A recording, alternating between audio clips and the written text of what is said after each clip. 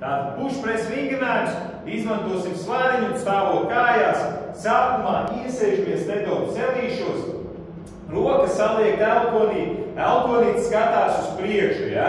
Piespiežam roku, cik vien tuvu pie sevis varam un stumsim svariņu uz augšu. Atceramies nevis uz priekšu, apakaļ vai sāniņu, tieši virs sevis. Tā, ka roka ir iztaisnota, plus mīnus roka ir vienā līnijā ar ausi, ja? Tātad paņem svariņu, kas ir svarīgi šajos jaudas vingrinājumos, atkal uztver katru vingrinājumu atsevišķi.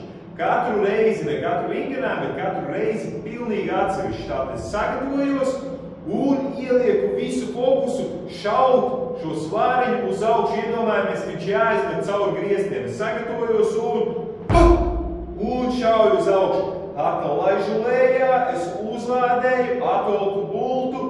Un vēl šajā momentā, kas ir svarīgi, lai nav šūpošanās efekts. No šī punkta mēs vairāk uz leju neejam, mēs ejam tikai uz augšu, lai no tā, ka sagatavojamies uz augšu, uz leju un tad uz augšu iet. Tikai uz augšu. Es uzlādēju bultu, sagatavojos un atlaižu. Okay? Atkal, no jauna. Es uzlādēju, sagatavojos, esmu gatavs, izšauju. Okay? Neliels palieciens kājām un kājas iesitam zemē. Tas palīdzēs tajā brīdī vēl asāk to kustību izdarīt ar inerci, ja? Ar ķermeņa inerci, ne tikai tīri ar roku.